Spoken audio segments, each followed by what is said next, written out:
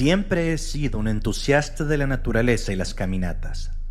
Así que cuando mi mejor amigo, Carlos, me invitó a unirme a un grupo de excursionistas para explorar la sierra que delimita los estados de Jalisco y Michoacán, en México, acepté sin dudarlo. Siempre había oído historias sobre la belleza de esa región y la riqueza de su folclore, pero jamás imaginé que terminaría protagonizando un relato de terror que aún hoy me persigue en mis pesadillas. Era una tarde soleada cuando nuestro grupo, compuesto por 10 personas, comenzó a ascender por la montaña. Nos adentramos en un denso bosque de pinos, disfrutando del canto de los pájaros y del aroma fresco y húmedo de las tierras y las plantas.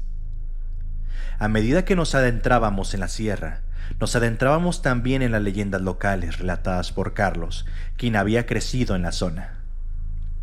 La tarde comenzaba a declinar cuando llegamos a una pequeña choza abandonada, casi devorada por la vegetación.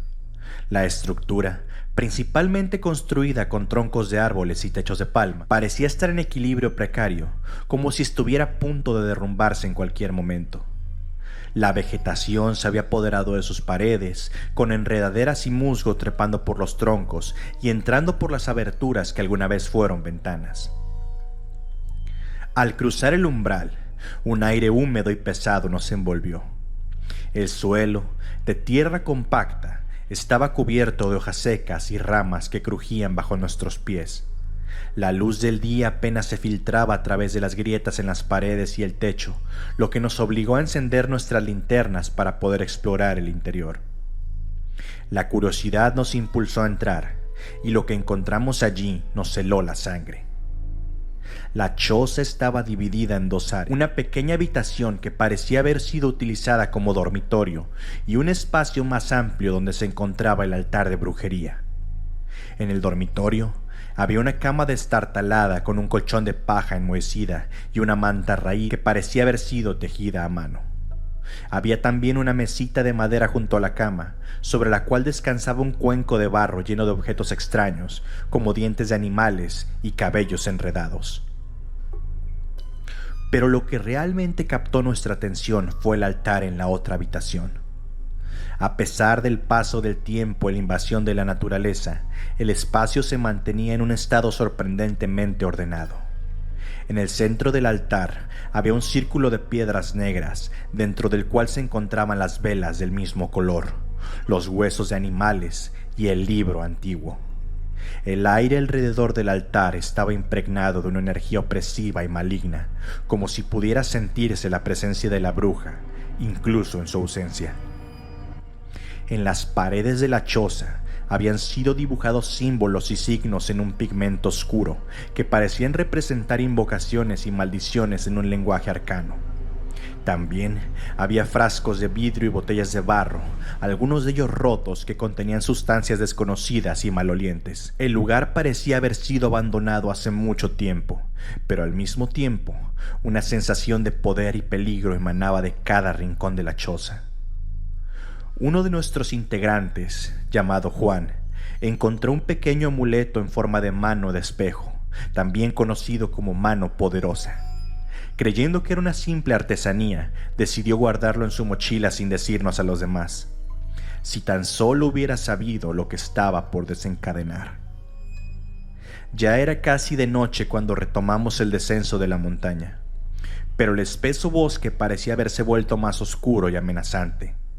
Pronto comenzamos a experimentar fenómenos extraños. En un primer momento, escuchamos pasos y susurros a nuestro alrededor, como si alguien o algo estuviera siguiéndonos. La desesperación se apoderó de nosotros al darnos cuenta de que estábamos siendo cazados por una fuerza invisible y maligna. Carlos nos contó entonces la leyenda de la bruja de la sierra, una hechicera que había sido desterrada y condenada a vagar por los bosques después de haber sido acusada de robar niños y sacrificarlos en sus rituales de magia negra. Según la leyenda, la bruja solía caminar descalza sobre el tepalcate, un lodo negro y pegajoso que dejaba huellas imposibles de borrar. Desesperados y aterrorizados, decidimos abandonar el sendero y adentrarnos en la espesura del bosque para tratar de escapar de la bruja. pero mientras más nos adentrábamos, más nos perdíamos en la oscuridad y el miedo. A medida que las sombras se alargaban, las formas de las plantas y los árboles parecían cobrar vida, retorciéndose y estirándose para alcanzarnos con sus ramas como dedos esqueléticos. Los sonidos del bosque se habían vuelto siniestros, y lo que antes eran cantos de pájaros, ahora eran lamentos y gritos lejanos que nos ponían los pelos de punta. Carlos, siempre conocedor de las tradiciones locales, nos sugirió que intentáramos protegernos de la bruja utilizando elementos de las tradiciones ancestrales. Nos recomendó colocar una rama de ruda detrás de la oreja y llevar un pedazo de limón en el bolsillo, ya que estos objetos son conocidos por alejar las energías negativas y protegernos contra la brujería. Desafortunadamente, en el pánico y la confusión, ninguno de nosotros llevaba esos objetos consigo.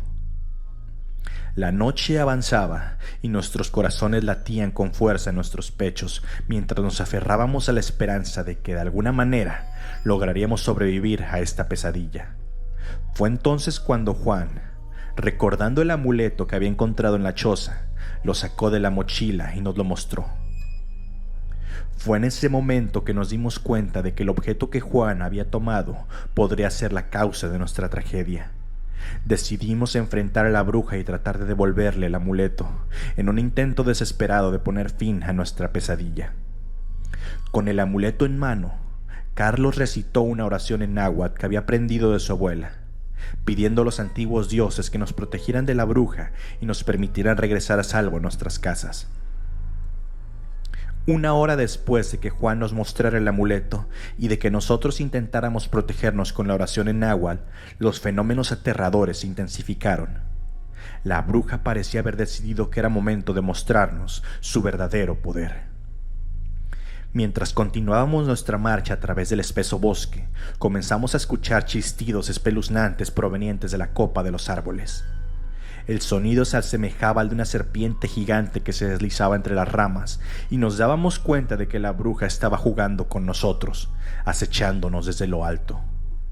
Entonces, de manera escalofriante, la bruja empezó a llamar a los integrantes del grupo por elementos de su físico. «Ojos de lince, no te escondas de mí», susurraba desde las sombras dirigiéndose a Luis, quien tenía una vista excepcional. «Piernas largas, no podrás escapar», decía, refiriéndose a Ana, una joven alta y delgada que siempre se había destacado por su velocidad al caminar. A medida que avanzábamos, nos dimos cuenta de que los animales del bosque también nos observaban, como si estuvieran bajo el control de la bruja. Lo más inquietante eran los búhos, que nos vigilaban con sus enormes ojos amarillos y giraban sus cabezas casi por completo para seguir nuestros movimientos. Uno de estos búhos era desproporcionadamente grande, con un plumaje oscuro y patas afiladas que parecían garras de acero. De repente, un viento frío y penetrante comenzó a soplar, y las figuras retorcidas de los árboles parecieron retroceder ante nuestra presencia. Sin embargo, también pudimos sentir la presencia de la bruja, ahora más cerca que nunca. Su risa maligna resonaba en nuestros oídos y el olor a azufre y muerte impregnaba el aire. Armándonos de valor, nos dirigimos hacia el lugar donde creímos que se encontraba la bruja, dispuestos a enfrentarla y entregarle el amuleto. Cuando finalmente la encontramos, nos quedamos horrorizados. Era una anciana de rostro arrugado y desfigurado, con ojos de un profundo negro que parecían absorber toda la luz a su alrededor. Su piel estaba cubierta de barro y hojas, y sus manos eran largas y huesudas, terminadas en uñas afiladas como cuchillos. Carlos, con voz temblorosa, le ofreció el amuleto y le suplicó que nos dejara en paz. La bruja tomó el objeto y lo observó detenidamente, antes de soltar una carcajada escalofriante. Sus palabras, pronunciadas en un español antiguo y cadencioso, nos dejaron helados. «Aquel que ha osado tomar lo que no le pertenece, ahora sufrirá mi maldición por toda la eternidad». Con un último alarido, la bruja desapareció en la oscuridad del bosque, dejándonos aterrados y desorientados. Aunque habíamos logrado devolver el amuleto, no pudimos evitar sentir un profundo temor ante la maldición que había pronunciado sobre nosotros. Pasamos la noche en vela, abrazados unos a otros y temblando de miedo hasta que los primeros rayos del sol comenzaron a filtrarse entre las ramas de los árboles. Con el amanecer, el bosque volvió a su estado original, y el camino que habíamos perdido en la oscuridad se hizo visible nuevamente.